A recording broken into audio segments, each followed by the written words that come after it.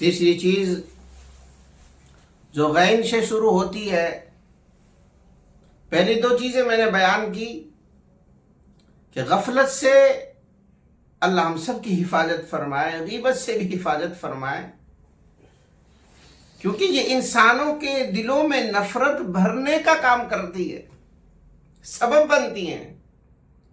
تیسری چیز جو غین سے شروع ہوتی ہے، جو نفرت کا سبب بنتی ہے، میرے بھائیوں، بزرگوں، میری مائیں اور بہنیں، جو بھی مجھے سن رہی ہیں وہ اس بات کو ذہن میں رکھ لیں کہ تیسری چیز غل ہے۔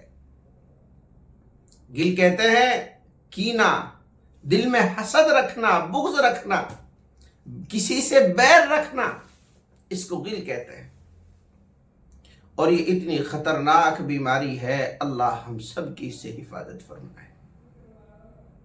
اور آج مسلمان قوم کے اندر جس قدر کینہ، حسد بھرا ہوا ہے، اللہ کی پناہ ہے۔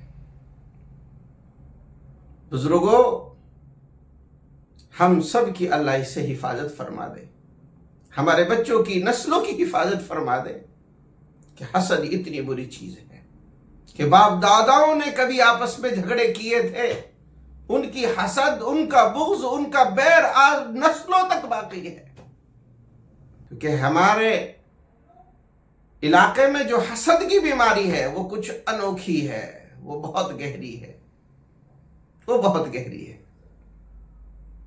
بزرگوں، ایک مثال سے، ایک حکایت سے آپ اس کو سمجھیں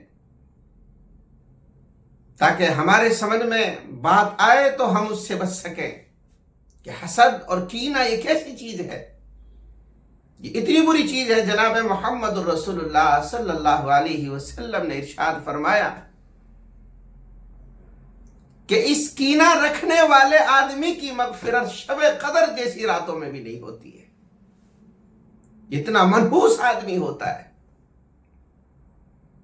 جناب محمد رسول اللہ صلی اللہ علیہ وسلم کی عادت شریفہ یہ ہوتی، جب آپ بستر پر تشریف لے جاتے تو سینے کو کینے سے پاک کر لیتے، اس کے بعد آپ آرام فرماتے، اور فرمایا کہ جو میری اس سنت پر عمل کرے گا کل قیامت میں وہ میرے ساتھ ہوگا، کل قیامت میں وہ میرے ساتھ جنت میں ہوگا۔ اس لیے بھائی، ہم جو ہے حسد سے، بغض سے، عداوت سے اپنے آپ کو دور رکھیں اور سب کو معاف کر کے سوئیں۔ تو میں کہہ رہا تھا کہ ایک مثال کے ذریعے، ایک حکایت کے ذریعے ہم اس کو سمجھیں کہ حسد اور کینہ اور بغض اور بیر رکھنا کتنی خطرناک چیز ہو سکتی ہے۔ ایک آدمی نے کسی غار میں جا کر، پہاڑ میں جا کر اللہ کی 1 سال عبادت کی، اور عبادت کرنے کے بعد اللہ کی طرف سے الہام ہوتا ہے کہ بندے، میں نے تیری عبادت قبول کر لی ہے، مانگ کیا مانگتا ہے؟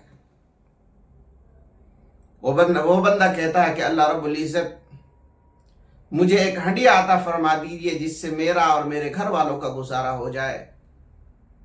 چنانچہ اللہ کی طرف سے اس کے لیے ہنڈیا کا انتظام ہو گیا، اور اللہ کی مدد پہنچی۔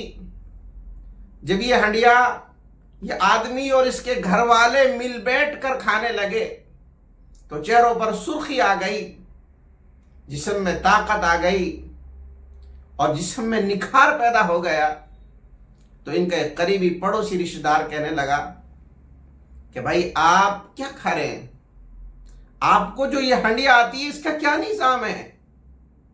کہاں سے آتی ہے؟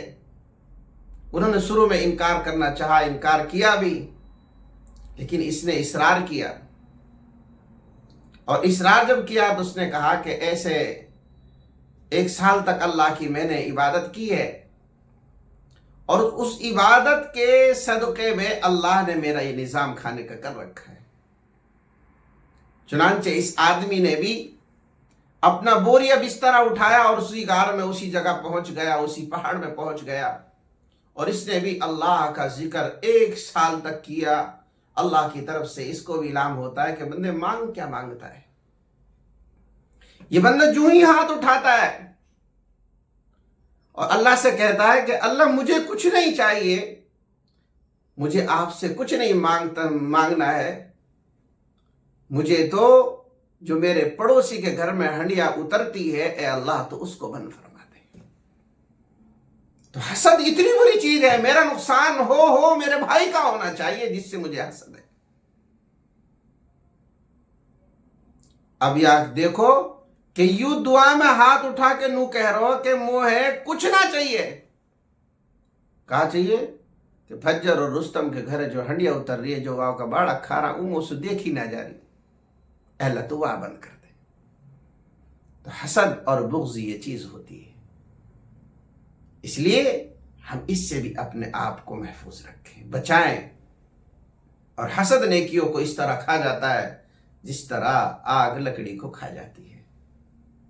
آج ہم دیکھیں میوات میں اور اپنے اطراف میں، اپنے گھرانے کے اڑوس پڑوس میں اس بات کو تحقیق کو کر کے دیکھیں۔ کچھ سالوں پہلے عرب کی ایک جماعت ہمارے علاقے میں آئی اور اس نے بہت ساری خوبیاں اور خامیاں بھی بتائی۔ خامیوں میں سے ایک عادت یہ ہے کہ اپنوں کو کھینچتے ہیں، دباتے ہیں، ان کی ٹانگیں کھینچتے ہیں اور اپنے سے علاوہ لوگوں کو عزتیں دیتے ہیں۔ اس لیے میرے بھائی، لوگوں کو بے عزت کرنا، لوگوں کو نیچے گرانا، یہ تو ہر کوئی کر سکتا ہے نا۔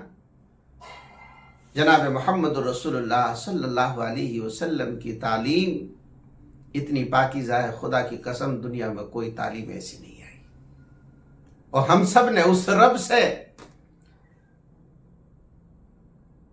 جھگڑا موڑ لیا ہے کہ جس کے قبضے قدرت میں سارا کنٹرول ہے، اس نبی کی سیرت و صورت سے ہم نے منہ موڑا ہے کہ جس نبی کے چہرے کو دیکھنے کے لیے فرشتے آسمان سے اترا کرتے تھے، اور ہم نے اس کا لباس، اس کا چہرہ اپنایا ہے کہ اگر کتے جیسے جانور کو بھی زبان دے دی جائے تو وہ بھی ان کو گالیاں بکنے لگے۔ تو لوگوں بتاؤ تو صحیح، اللہ کے دلارے میں، اللہ کے حبیب کی شکل میں کیا کمی تھی کہ ہم نے اس شکل سے نفرت کی ہے، اس شکل کو اپنانا چھوڑ دیا ہے۔ اس لیے میرے بھائی ہم توبہ کریں۔ تو میں کہہ رہا تھا تیسری چیز جو غین سے ہے وہ غل ہے، کینہ کپٹ ہمارے دل میں نہ رہے، اور جب یہ عمل رہے گا، جناب محمد رسول اللہ صلی اللہ علیہ وسلم مجلس میں تشریف فرمائے، ایک صحابی جا رہے تھے، ان کے بارے میں فرمایا اگر کسی کو جنتی دیکھنا ہے تو اس کو دیکھ لو۔ ایک دوسرے صحابی محفل میں موجود تھے، انہوں نے اس کا پیچھا کیا اور گھر جا کر کہا کہ میں آپ کے یہاں 3 دن مہمان بننا چاہتا ہوں۔ انہوں نے کہا کہ بسم اللہ شروع کریے۔ 3 دن یہ اس کے گھر میں رہا اور دیکھتا رہا کہ اس کا کیا کیا عمل ہے، کیا اس کے معمولات ہیں، کیا وظائف ہیں۔ 3 دن جب گزر گئے تو اس نے کہا کہ جو اوروں کے باقیوں کے جو معاملات ہیں وہی اس کے معاملات ہیں، کوئی الگ سے وظیفہ میں نے اس میں دیکھا نہیں۔ جب 3 دن مکمل ہو گئے تو انہوں نے کہا کہ بھائی میں نے آپ کے لیے، آپ کے گھر میں اس لیے ٹھہرا ہوں تاکہ میں دیکھ سکوں کہ جناب محمد رسول اللہ صلی اللہ علیہ وسلم نے کس عمل کی بنا پر آپ کو جنت کی بشارت دی ہے، لیکن مجھے کوئی عمل ایسا نظر نہیں آیا جو آپ عمل کرتے ہیں وہ ہم بھی کرتے ہیں۔ ان صحابی رسول نے فرمایا کہ میرا ایک عمل ہے کہ جب میں رات کو بستر پر جاتا ہوں اور سوتا ہوں تو اس وقت دن میں یا جو بھی کارکردگی جو لوگوں سے میری ملاقاتیں ہوئی، کوئی تکلیف ہوئی، میں سب کو معاف کر کے اور دل سے ہر ایک کی نفرت نکال کر سوتا ہوں۔ شاید ہو سکتا ہے اس عمل کی وجہ سے جناب محمد رسول اللہ صلی اللہ علیہ وسلم نے میرے لیے جنت کی بشارت دی ہو۔ تو میرے بھائی سینہ بیکینہ پر اللہ کے نبی نے یہ بشارت دی ہے، اس لیے ہمیں بھی چاہیے کہ ہم جب رات کو سوئیں نبی کی سنت پر عمل کریں کہ ہم سب کو معاف کر سوئیں۔ اللہ تعالی ہم سب کو غل سے پاک فرمائے، حسد سے پاک فرمائے، کینہ اور کپٹ سے پاک فرمائے۔